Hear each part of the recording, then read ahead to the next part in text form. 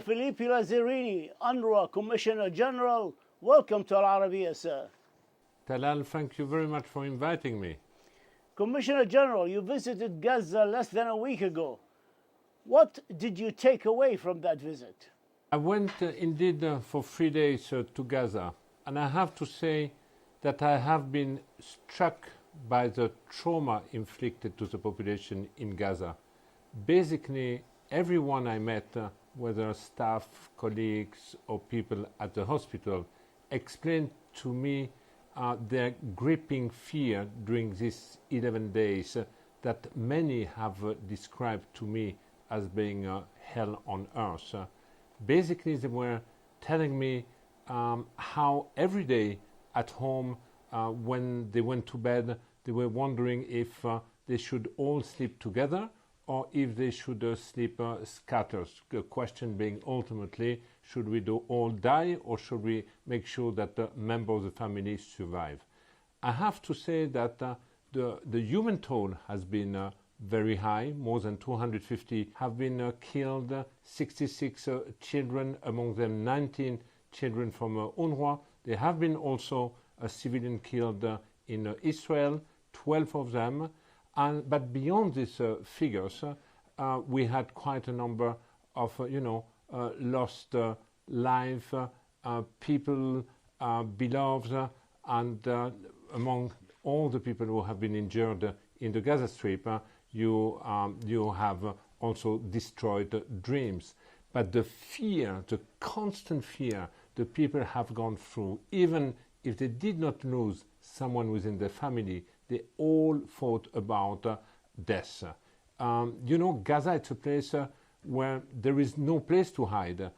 You had ferocious, intense airstrike during 11 days, and people had nowhere to flee. There is no border to cross. And we had, for example, 70,000 people who came to our shelter to seek for safety. So I have to say that I have really been struck by the psychological impact and how everybody was talking about how terrorized they have been, and also it has been 11 days without any humanitarian truce, any humanitarian pause. So basically, there haven't been any time for anyone to get supply, for example, look at food, look at water in safety during these 11 days. The hostilities also resulted in additional displacement of Palestinians. How will UNRWA help the newly displaced find homes? How long does it take to achieve that? Yes, among them, more than 70,000 people have gone to about 60 UNRWA schools during these 11 days. Basically, they have fled last minute the risk of bombardment because airstrikes were taking place in the neighborhood. So they have left their homes in total panic and went to our schools. The good news today is that many of the people who have sought refuge in our school are now back to their home or back to relative, and today we still have 100, I would say, remaining families. We are now undertaking a very quick, rapid assessment in order to support these families to get shelter, to rent shelter, and we are also doing a damage assessment in order to help the Palestinian refugees to repossess their home or to rebuild their home in the near future. The ceasefire is largely holding, but still very fragile. Your thoughts on this?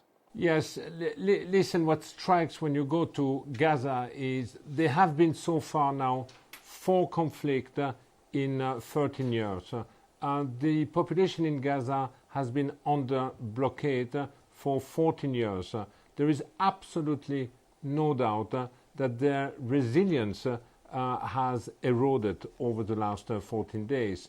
And the sad part today is that most of the people are just believing that there will be at a given time a fifth round of conflict. And this is exactly what we need to avoid. Until now, each time there have been a conflict, we provided an humanitarian response, early rehabilitation.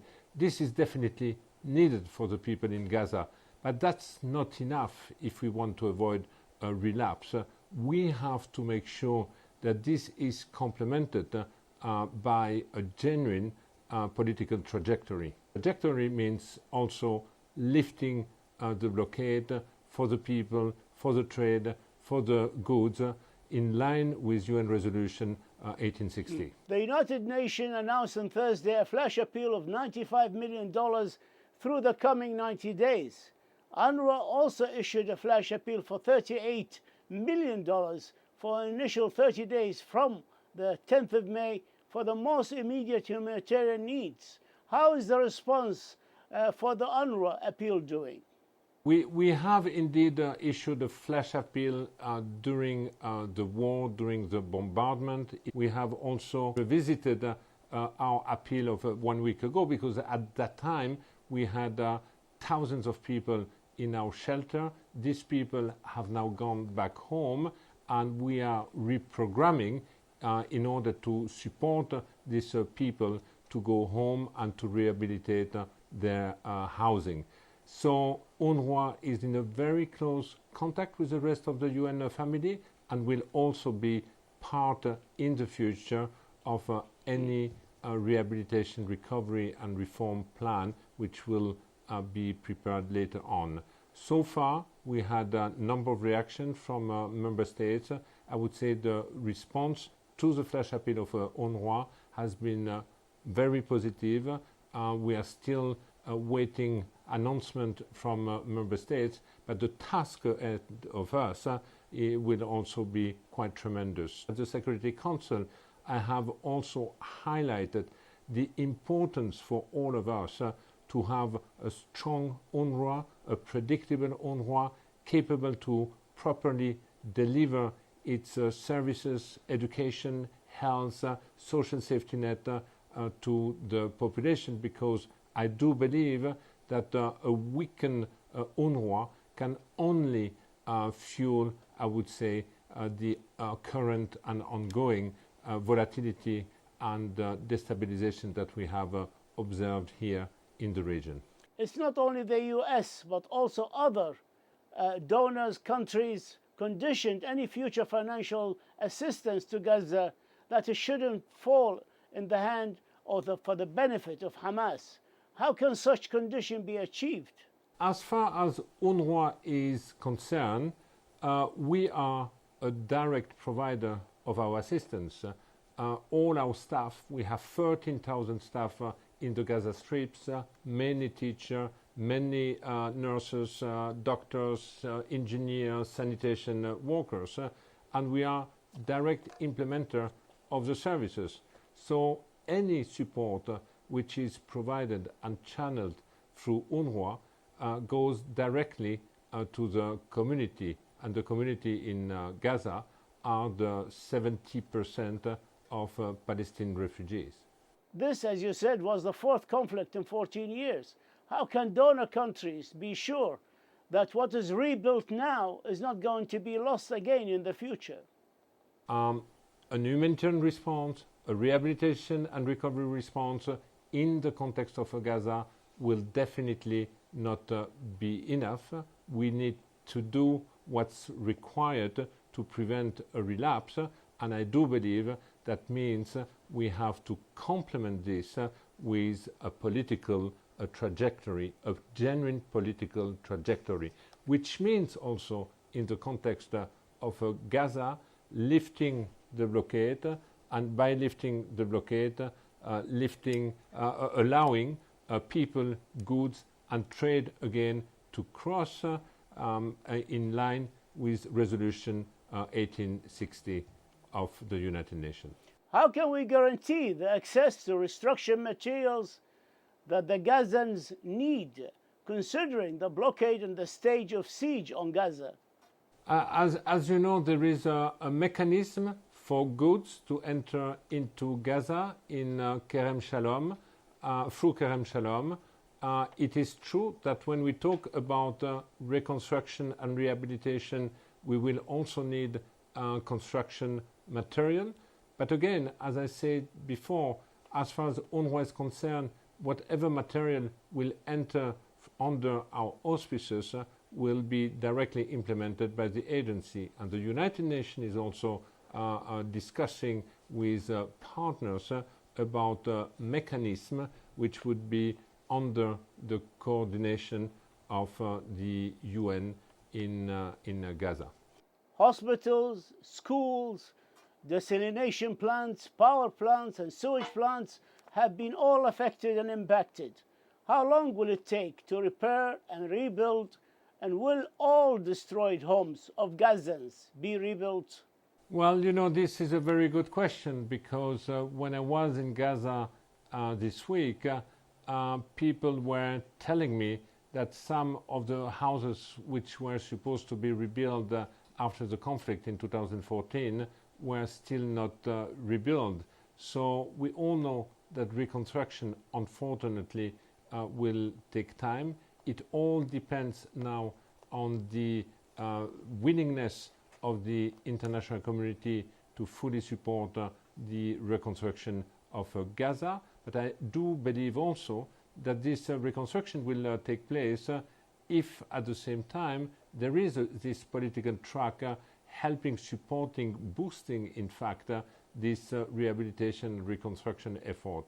There are many priorities, as you indicated.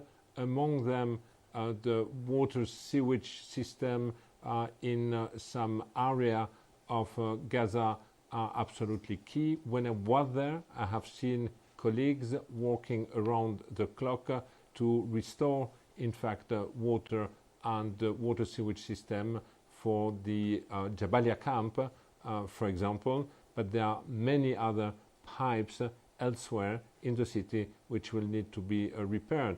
As also, you know, also we had schools damaged within UNRWA, minimum 3 of them. We had also the headquarters which has been damaged.